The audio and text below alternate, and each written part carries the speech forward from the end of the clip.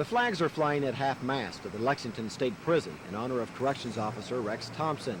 The prison problem began about 6:30 last night when Lexington inmate Scott Mendenhall punched a corrections officer in the face. The guard suffered a minor injury and Mendenhall was locked up. As a precautionary measure, the warden ordered all inmates to their cells. Shortly thereafter, another corrections officer, Rex Thompson, stepped out of the prison control center into the inner courtyard. 21-year-old inmate Michael David Sullinger questioned Thompson about the earlier incident and then allegedly slugged the guard one time in the face. Thompson hit his head against a metal wall as he slumped to the ground. He died less than 12 hours later at an Oklahoma City hospital. The OSBI and Cleveland County authorities are investigating the guard's death. Prison officials say they don't think the two inmates involved in the incident were part of a conspiracy. Sullinger had asked Thompson if a friend of his who had been involved in this previous little incident was okay, and Thompson said yes, and that's when Sullinger hit him. And apparently from the investigation that's gone on, Sullinger did not have any kind of malice towards Thompson. It was nothing that was planned. There was no conspiracy between the two inmates to cause any kind of disturbance at the prison. Both accused inmates will remain in special holding areas while authorities complete their initial investigation. The information collected will then be turned over to Cleveland County prosecutors for them to determine whether or not to file criminal charges in the incident. Scott Wallace, Action 4 in Lexington.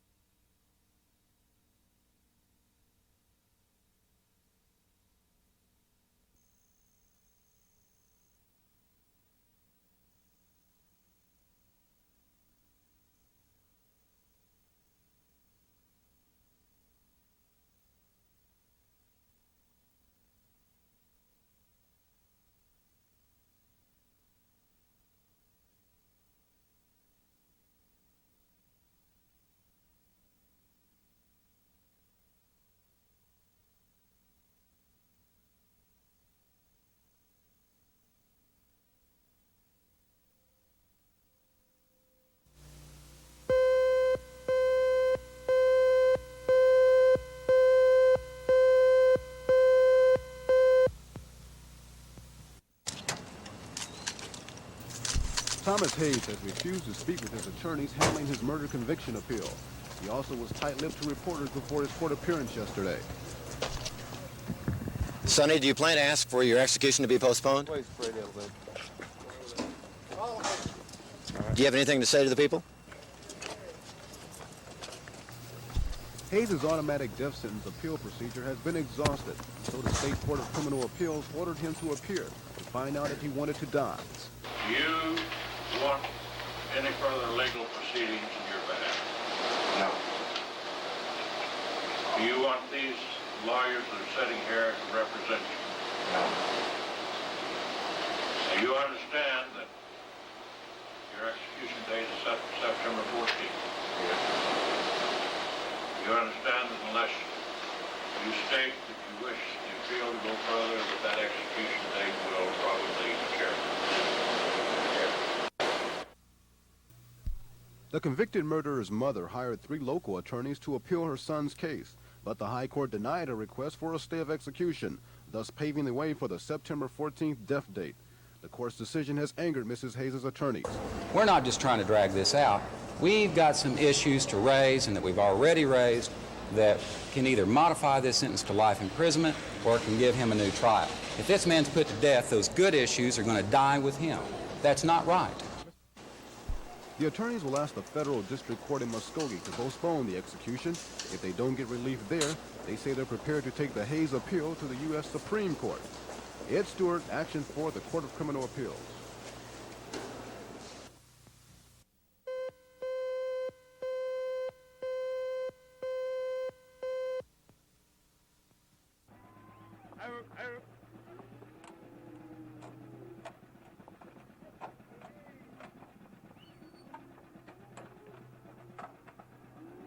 Possibly next year, we hope the legislature will help us initiate a 25% checkoff for the cattlemen so that they can develop some money sources, so they can let the American public know the quality of their product and how good a buy that it actually is.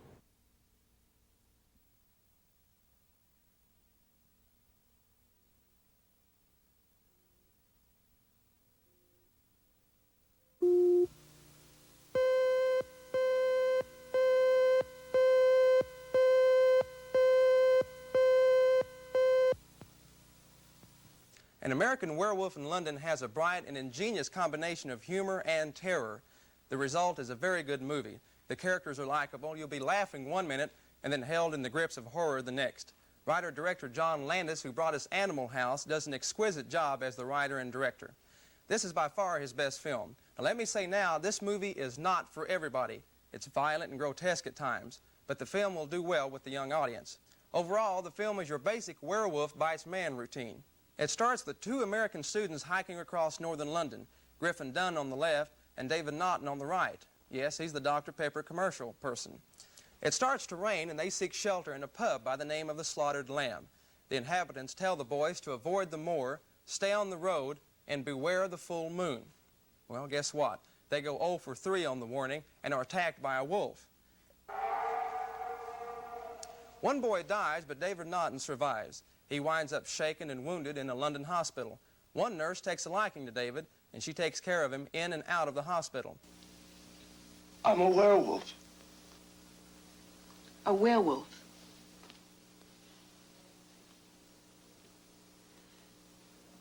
Are you all right now? I don't know. I'll let you know the next full moon. David, you're going to be discharged tomorrow. Will you be all right? My friend Jack was just here. Your dead friend, Jack? Yes. David starts having violent nightmares. One reality, though, is David begins to see his dead friend and even talks with him. Oh, be serious, would you? I am serious. By the way, that was Jack. He tells David he was bitten by a werewolf, and as a result, he will become a werewolf himself. Because as long as he remains alive, Jack will roam the earth as part of the undead. Needless to say, David is hesitant to kill himself, and one night the moon is full and the transformation begins.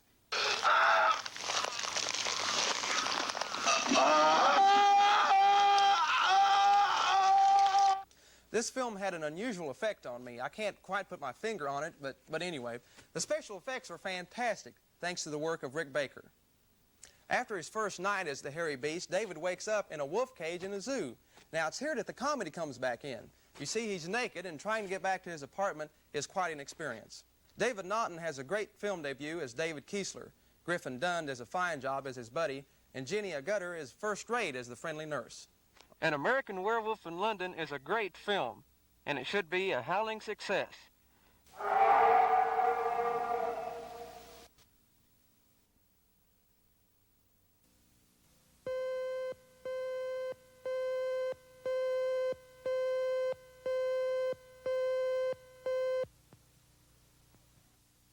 Unless someone intervenes, 1/2 hour after midnight on September 14th, Thomas Sonny Hayes will be the country's first convicted murderer to die by lethal injection. Hayes has told his court-appointed attorney to drop his death sentence appeal, and late last week, the State Court of Criminal Appeals cleared the way for the execution. Now another group has joined the fight to keep Hayes alive. The Oklahoma Alliance Against Racist and Political Repression is looking for volunteers to help get next Monday's death date delayed. This afternoon, the group heard a handful of speakers suggest ways citizens can help to stop the execution. Suggestions ranged from writing letters to state political leaders to camping out on the governor's doorstep. All agreed that something needs to be done quickly. We've got to make a commitment here, make a commitment now, make a commitment very strongly to do whatever possible to show our feelings, to begin to try to stop this execution, or it's going to happen, and we'll all go home and we'll come back at the next execution. Now, I feel this, that when we have an execution, everybody that participates in that or gives his vote to it helps to kill a part of himself spiritually. We diminish ourselves in casting our vote to take the life of a human being. A spokesman for the group said he would contact local churches to try to enlist their help in the fight to stop Hayes' death. Scott Wallace, Action 4.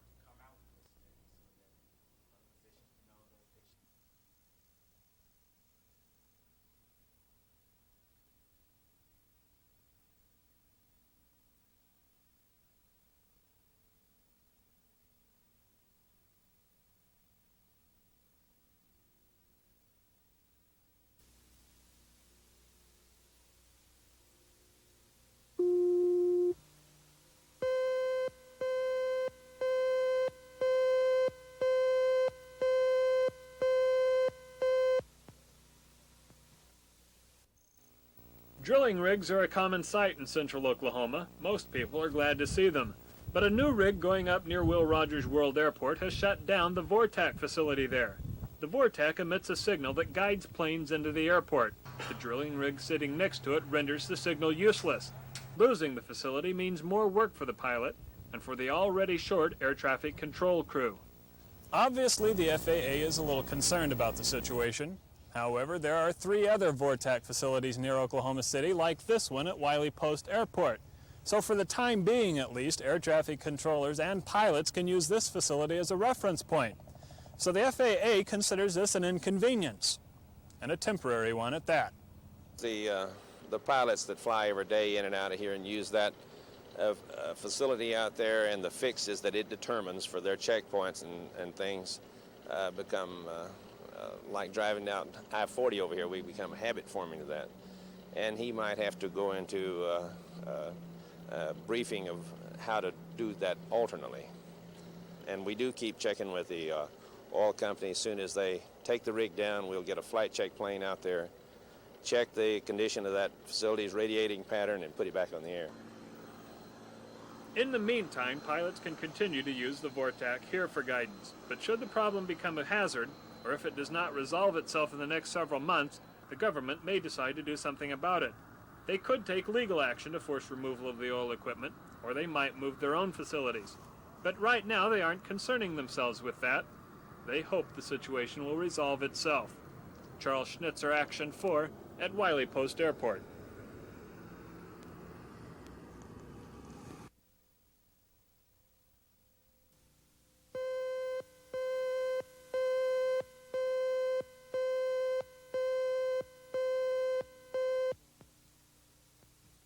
Attorneys for Mrs. Leo Hayes, Sonny's mother, asked for today's hearing to try to get Hayes' death date postponed while the attorneys continue their appeal. Mrs. Hayes described how her son had been committed to mental institutions 4 times in recent years.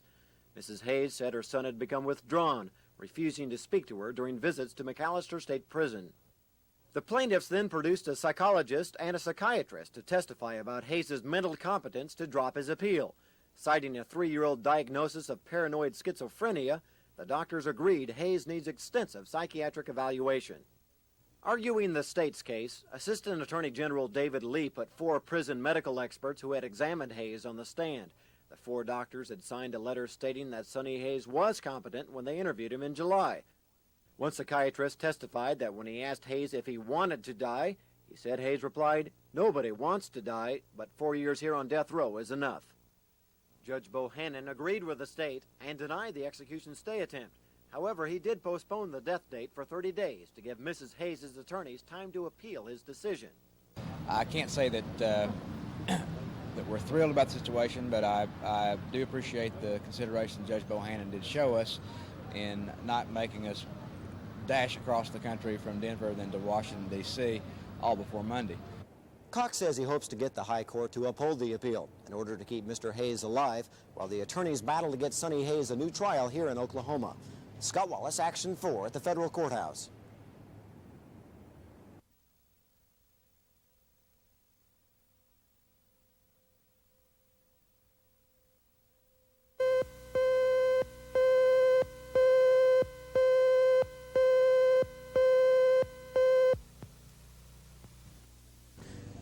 Last night's killing at this house was not the first police shooting in 1981.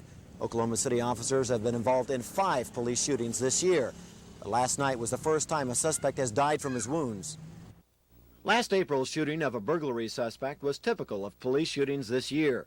Officers fired on the suspect as he fled the scene of a felony. In fact, all 5 of this year's shootings have involved felony suspects. Police Chief Tom Heggy is proud of his department's shooting record. He says his officers have followed strict firearm guidelines. There's no question about last night's, and in every case we've had so far, the perpetrator has been involved in a felony crime against a citizen in some manner, or committed a felony in the presence of the officer. We'd rather do it with no loss of life at all, but I don't think that's possible, not in our society. Heggy says his officers average 6 to 7 shootings a year. With more than 200,000 calls answered in 81, the chief thinks his department's record is pretty good. Scott Wallace, Action 4 at Police Headquarters.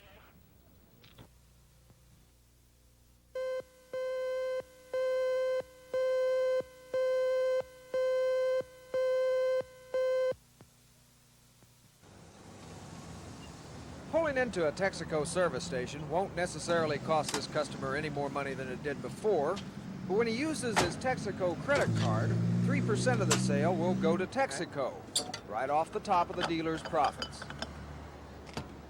This is going to cost me about $1,200 per month, and I'll have to make up for it some way, and the only way I can make up for that is to increase the pump price to the consumer. And what it amounts to is a price increase on gasoline. That's what it boils down to. And if we don't increase the price, then they have us by the jugular vein, and we're out of business. Texaco already has the highest priced gas on the block, so Welch doesn't want to raise it any higher. The oil company says they have to charge the 3% to cover credit processing, but according to Welch, the charge will give them an extra $119 million a year. Ted Brown, Action 4 at 39th and North Penn.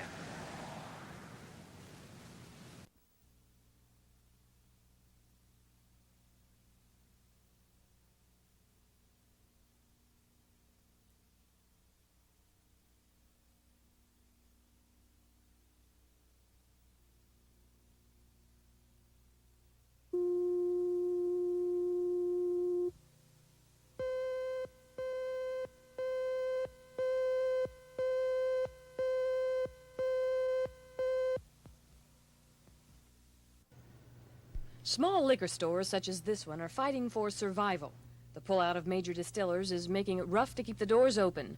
First it was Seagram's, then a week later Buckingham and Paddington withdrew, and just yesterday Hiram Walker announced its intention to leave the Sooner State. At first, store owners said business wouldn't be hurt. Customers would switch to a brand other than Seagram's. But as the choices continue to diminish, what were once fears are becoming a reality. I've got just about everything except the shirt on my back tied up in it, and yeah, I'm disappointed. I'm disappointed in the state government. Seems like that's the whole problem right there. State government, they wrote it into our laws. It got upheld in court, and now it seems like they could have done something about it before it happened. Kathy and Ralph Shelton from Perry, Oklahoma, have their life savings invested in their liquor store. They're already feeling the effects of empty shelves. They feel 2 alternatives must be considered. One is to do away with the stipulation that distillers be required to sell to Oklahoma wholesalers at the cheapest price in the country. The second, of course, relates to Oklahoma wholesalers selling out of state. That if this was changed to where wholesalers sold to Oklahoma retailers only, and if they were to sell out of state, then they would have to compete. You know, the price-wise would be the same. Well, I think this would stop the problem that we have with the distilleries leaving. This would satisfy them. Shelton says that unless something changes, and changes now, people who make their livelihood from selling liquor are going to be out of luck. In addition, he says the way things are going, there won't be a Christmas in Oklahoma. Carol Lambert, Action 4.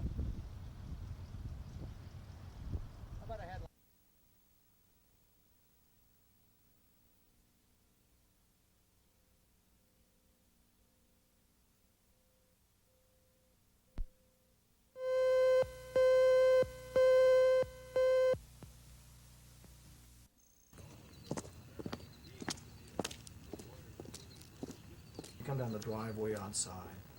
The moon is shining, stars. There's something kind of romantic about it. little boy, I used to dream about being in radio and working in broadcasting, and it's kind of adds a luster to it.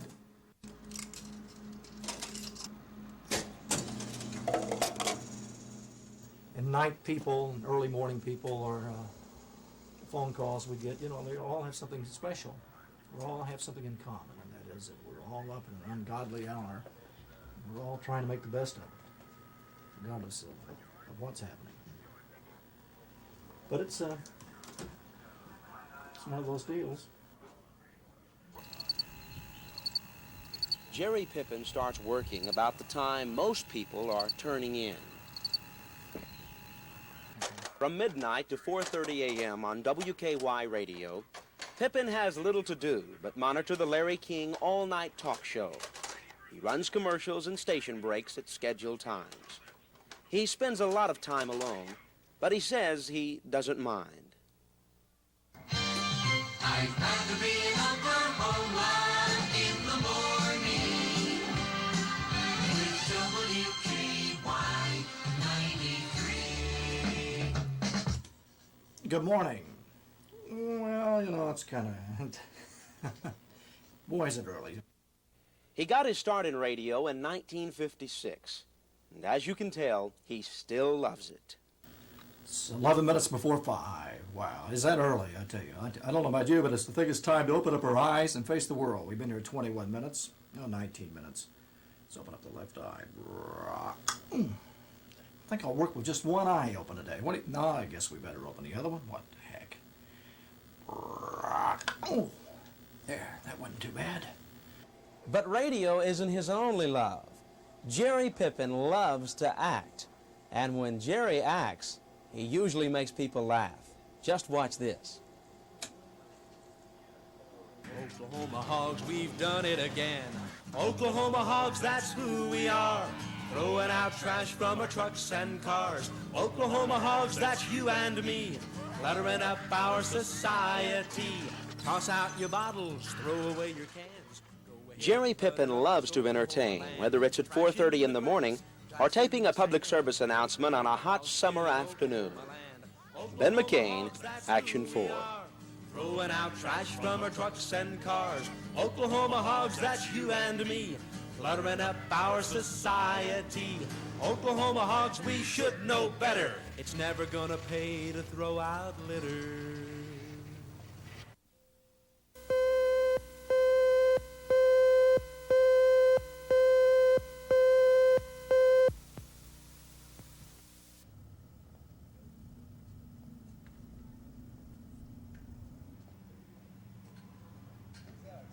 They put him on 6 months to a year.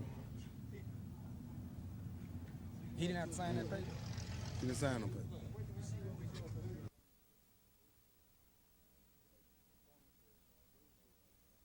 They informed us that we would be asked to pull the garbage if they walked out and just to wait until they could tell us something further.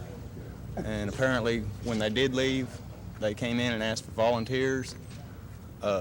No one volunteered. They then started asking people if they were going to either drive or pull the garbage. What are the consequences if I don't do this? And they said you would be suspended without pay until further notice. At that time, I stood up and informed that I suppose I'm suspended without pay.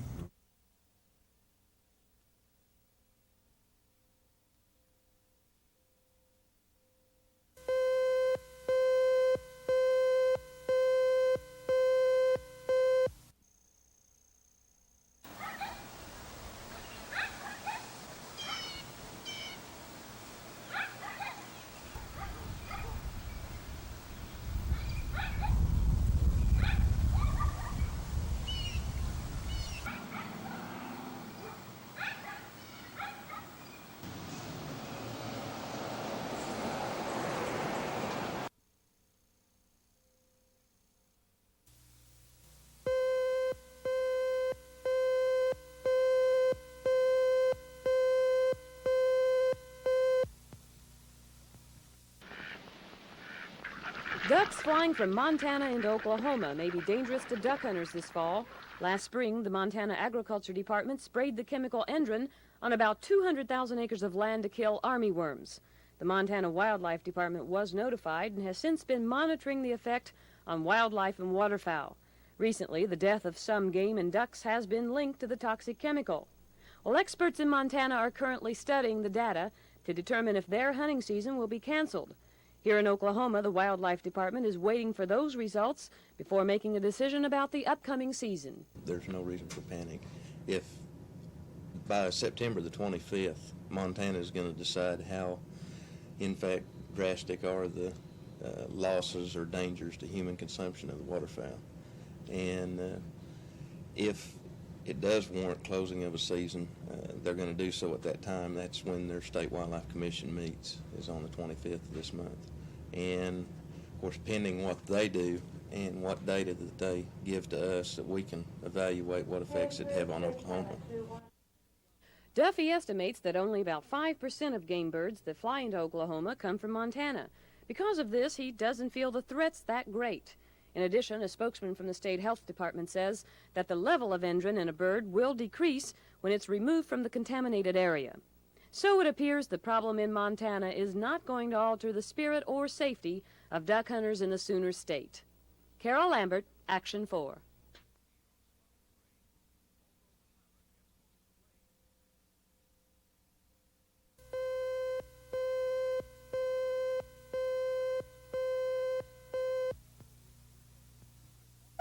What the showroom window is to the department store is what Festifall is to the artisan craftsman, the place to display individual works that say something about the artist as well as the craft. Now, if all of this talk about artistry is a bit too heavy, maybe you would rather be weighted down with a few extra calories. Well, most people can find room for just one more plateful, and thoughts of calories are easily washed away by the beauty of two new water monuments on Couch Drive, turning for the first time in honor of Festifall, which, considering the alternatives where you might be, the office, the factory, Festifall is not too bad.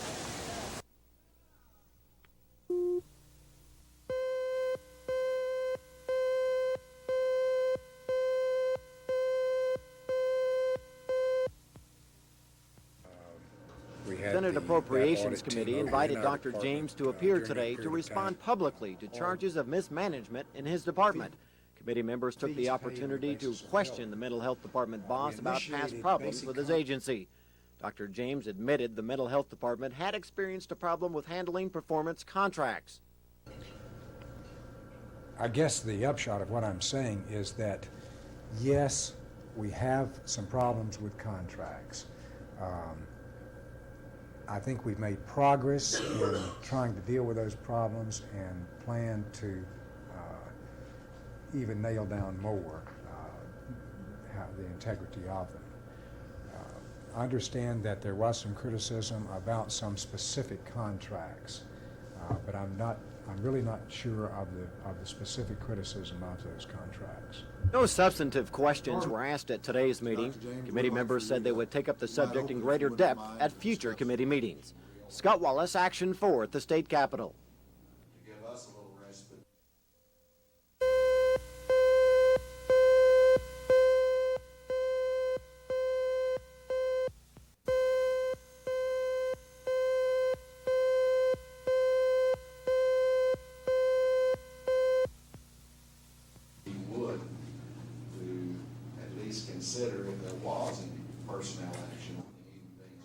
But his agency's been considerably in the news of late. Allegations about him, allegations about the department. So I wanted him just to be able to come and make whatever comments of news and opinion that he would like to give to the committee. I guess the upshot of what I'm saying is that, yes, we have some problems with contracts. I think we've made progress in trying to deal with those problems and plan to even nail down more the integrity of them.